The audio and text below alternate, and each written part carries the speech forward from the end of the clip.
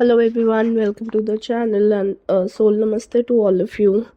Um, आज है Monday तो will be doing a weekly spread today. एक वीकली गाइडेंस रीडिंग निकालेंगे for the upcoming 7 days and we will see what the energies have to tell us.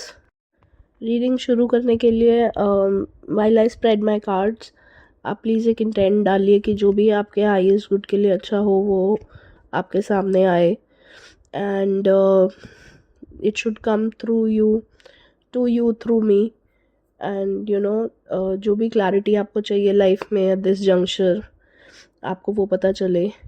जो मैं reading करने वाली हूँ 2 कार्ड की रीडिंग्स करेंगे आज हम. वन इज़ कि प्रेजेंट सिनेरियो कैसा है एंड अनदर वुड बी कि how to deal with the situation over the next 6-7 days. तो उस एनर्जी को किस तरीके से इम्बाइब करना है, किस तरीके से हैंडल करना है, that would be the second card. वो उस बारे में बताएगा हमको.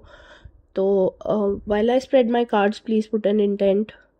Whatever is for your highest good should come across to you through the reading today.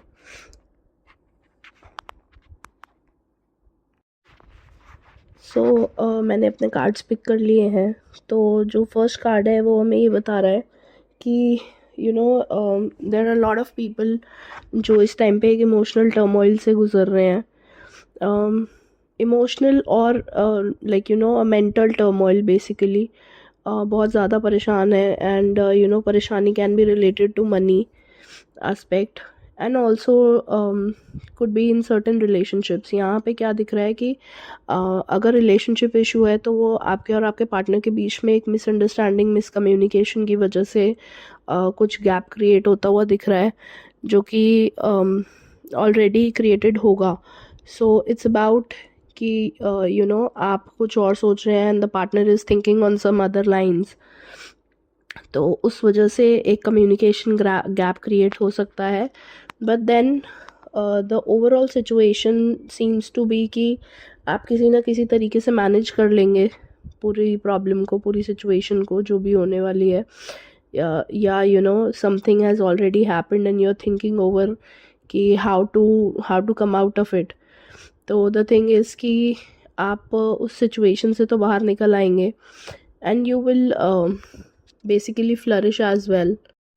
तो ये तो था रिलेशनशिप्स के बारे में. Now if the concern is about let's say a job scenario, finances के बारे में बेसिकली अगर कंसर्न है, जो टर्मोइल है वो फाइनेंसिस को लेकर है.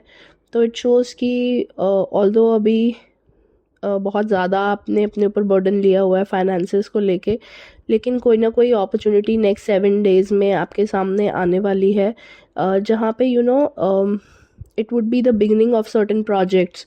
अगर कोई ऐसा टाइम पीरियड चल रहा है जहाँ पे यू आर वरिड अबाउट कि ये थ्रू हो पाएगा प्रोजेक्ट कि नहीं हो पाएगा, it would start or not, या फिर इट विल लेट्स से जैसे you looking for some funds to start your work.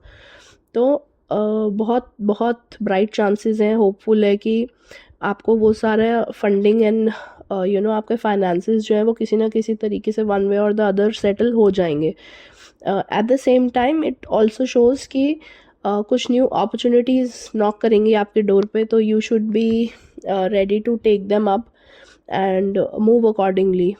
तो कहीं पे भी जहाँ से भी जिस भी चीज़ को स्टार्ट करना चाहते हैं उसके लिए बहुत अच्छा टाइम है this coming 1 week. And anyhow it's going to be the Diwali week now. तो there are certain time and date जो कि can give you your desired manifestations आ सकती हैं आपके सामने अपनी. तो the week overall looks to be hopeful.